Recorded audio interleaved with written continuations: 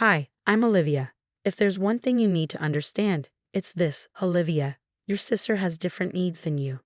That's what my mom, Rebecca, always says whenever my younger sister, Samantha, gets showered with attention and gifts, while I work myself to exhaustion. Just last week, Samantha waltzed into the house, her voice ringing through the walls. Did you see my Instagram post from the Bahamas? Daddy said I totally deserved that trip after finishing my freshman year. I didn't even look up as I stuffed my cleaning supplies into my bag, getting ready for another night shift. Hey V, you look dead on your feet. Did you even sleep last night? My best friend Nina asked during our lunch break at the campus cafe. She's already killing it at her marketing firm job, while I juggle 3 part-time gigs. Had to cover an extra cleaning shift. The office building downtown needed someone last minute. I replied with a shrug. At least my savings account is growing. That evening at dinner, my dad, David, interrupted me mid-bite. Speaking of savings, Samantha's been looking at some amazing tours in Europe for the summer. Asterisk, that's not even fair. Samantha whined dramatically. Olivia gets to work and save money while I'm stuck here being bored. I gripped my fork tighter.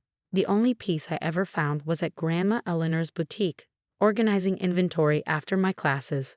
You're working too hard, my dear, Grandma said as she watched me price new arrivals. Your parents should be supporting your education, not. It's fine, Grandma, I interrupted quickly. The joint savings account was my idea, remember? I've been adding to it since I was 14. Babysitting, cleaning jobs, you name it. Later that night, while folding shirts at my dry cleaning job, my phone buzzed with another text from Samantha. OMG sis, found the perfect Gucci bag. Can you believe Mom and Dad said they'd get it for my birthday? You should totally come shopping with us. Some of us have to work, I texted back, forcing myself to keep the bitterness out of my message. Don't be such a buzzkill. It's not my fault you choose to work all these gross jobs instead of enjoying life. Besides, Mom and Dad always say you're just trying to make them look bad by working so much, she replied. Nana called just as I was finishing my shift. Girl, you won't believe who I just saw at the mall. Your sister, dropping hundreds on designer clothes while you're here working nights. Yeah, well, that's the family dynamic, I sighed. Samantha's the golden child who needs everything handed to her, and I'm just the responsible one who works herself to death. Your parents still have access to your savings account, right? Maybe you should. Nina's voice trailed off. They're my parents, I said, trying to convince myself as much as her. They wouldn't. They couldn't. But I was about to find out just how far family loyalty went. It was a cold morning when I opened my banking app. My hands trembled as I stared at the screen. $15,000. Gone. Vanished in multiple withdrawals over the past 3 months. What's wrong, Dee? You look like you've seen a ghost, my boyfriend Andrew asked as he reached across the cafe table to squeeze my hand. They took it, I stammered. My parents, they've been taking my money. That evening, I confronted them in the living room, clutching my bank statement. Mom, Dad, I need to talk to you. Why are there withdrawals totaling $15,000 from my account? Oh honey, we were going to tell you, Mom said with a tight smile. Samantha needed the money for her Europe trip and some necessities. Necessities? My voice cracked. My cleaning money paid for her luxury vacation. Don't be selfish, Olivia, Dad interjected. Your sister has special needs. Besides, we've always helped manage your money. Manage? I spat. You mean stealing? All those mysterious withdrawals over the years. Every time Samantha wanted something new. Oh my God, are you seriously making a big deal about this? Samantha sauntered in, rolling her eyes. It's just money. You can clean more houses if you need it so badly. I stared at her, my anger boiling over. Remember when Dad's expensive watch got broken and you blamed me? Was that just another manipulation? Please, he scoffed. You're so dramatic. Nobody believes your victim act anymore. I already told everyone at Aunt Scarlett's birthday how jealous you are of my travels. Andrew pulled up my account history on his laptop, his jaw tightening as the numbers confirmed what I already knew. Later that night, Andrew sat beside me, his laptop open. Olivia, this goes back years, he said, scrolling through the transactions. Small withdrawals, perfectly timed with Samantha's shopping sprees. I slammed the bank statement onto the kitchen counter in front of my parents. I want my money back. Mom's voice was cold, her arms crossed. You need to understand your place in this family. My place? I snapped. I've worked 3 jobs since high school. I clean offices at night while you fund Samantha's Instagram lifestyle with my money. We expect you to support your sister's dreams, Dad said, his tone leaving no room for argument. Family sacrifices for family.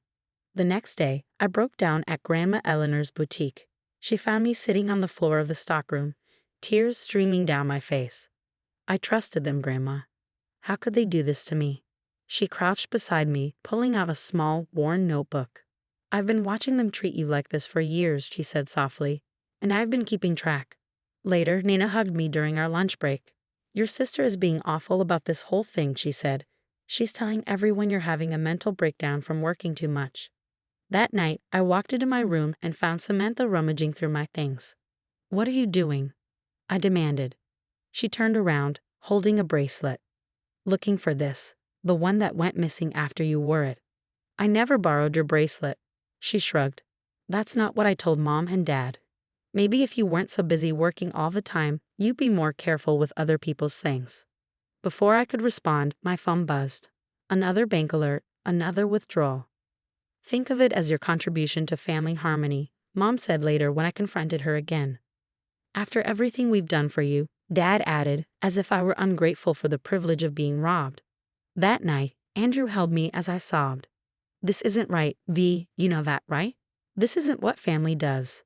I wiped my eyes, something hardening inside me. You're right, and I'm done letting them get away with it.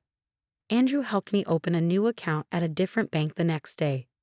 We need to move your remaining money now, he said. When I got home, Samantha was lounging on the couch, flashing her new engagement ring. Why do you even care about working so hard? She asked lazily. Daddy said Olivia should contribute to my dream wedding. She's been so stingy lately. A few days later, while organizing Grandma Eleanor's financial records, I stumbled upon something shocking. Documents showing a substantial inheritance from my grandfather. Money my parents had kept hidden from her. That evening, Mom cornered me in the kitchen. What's this I hear about Richard's family wanting a yacht wedding? She asked. You need to take out some student loans to help. It's time you step up as a sister. I stared at her, incredulous. You want me to take loans to repay the money you stole and fund Samantha's wedding? Don't be difficult, Olivia. Family sacrifices. Stop saying that. I interrupted. You've stolen enough from me. Nina helped me gather more bank statements during her lunch breaks. Look at this pattern, she said, spreading the papers out on the table. Every major withdrawal coincides with Samantha's shopping sprees and vacations. At Sunday dinner, Grandma Eleanor dropped a bombshell. I'm selling the boutique. The silence was deafening. Mom, you can't be serious, Dad finally stammered, his fork clattering against his plate. What about the family legacy? Mom added, panic creeping into her voice. Obviously, the money should help with Samantha's wedding, she continued, gaining confidence. And maybe some investments for us. Grandma cut her off, her voice sharp. It's my business. I'll decide what happens to it. She glanced at me, her eyes filled with determination. For the first time in years, I felt like I wasn't alone in this fight. Later that week, Andrew called with life-changing news. The marketing position is yours if you want it. Starting salary, twice what you're making now. I was documenting yet another unauthorized withdrawal when Samantha burst into my room. You're ruining everything, she screeched. Richard's family expects the perfect wedding, and you're being so selfish. I looked up from my laptop, unfazed. Maybe you should ask Mom and Dad where all my savings went. Her eyes narrowed. You're just jealous because I'm getting married and you're... What even are you? A cleaning lady with delusions.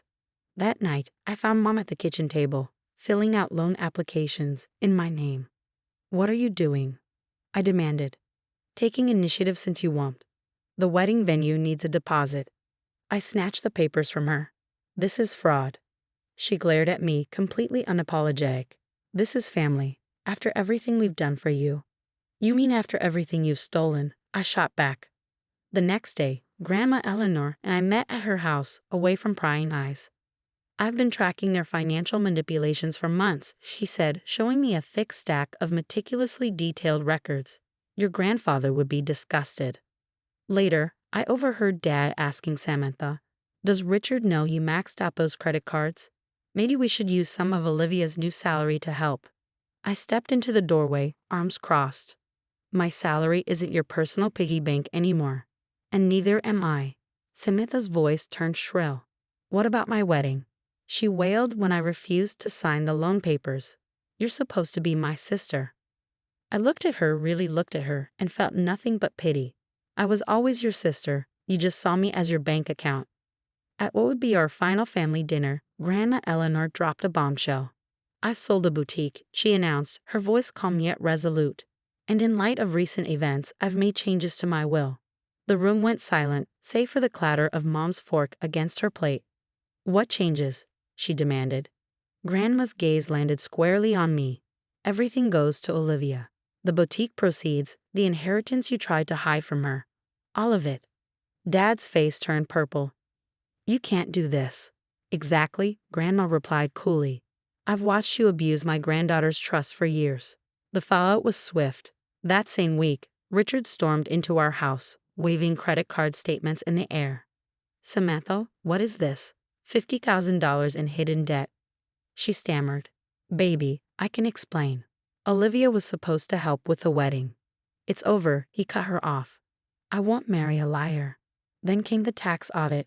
My detailed financial records had sparked an investigation into my parents' creative accounting. How could you do this to us? Mom sobbed when they were forced to list the house for sale to pay off penalties. I didn't do anything, I said, my voice steady. Your choices did this. 2 years flew by. My marketing agency grew from a small startup to a respected firm. One afternoon, Samantha called me from her new job at the mall after failing out of college. Please, we're struggling. Can't you help your family? Like you helped me, I asked, my tone sharp. By stealing my savings while I cleaned offices at night. That was different. We're blood, she protested. Blood doesn't excuse theft. Mom and Dad tried reaching out when they moved into their tiny apartment. We've learned our lesson, Mom said over the phone. We miss you. I'm sure you miss my money more. Later that night, I celebrated my agency's latest success with the people who truly supported me, Grandma Eleanor, Andrew, and Nina, my real family. To karma, Nina said, raising her glass. To justice, Grandma Eleanor added with a smile. Andrew squeezed my hand. I looked around my beautiful office, thought about my thriving business, my upcoming wedding, and the people who stood by me. Then I remembered those nights cleaning offices, the stolen savings, the years of manipulation. To learning that the best revenge isn't getting even, I said, raising my glass. It's getting away and thriving without toxic people in your life. What would you do if you discovered your parents had been secretly funneling your hard-earned money to your sibling for years? Would you expose them immediately or quietly gather evidence like I did? Share your thoughts in the comments.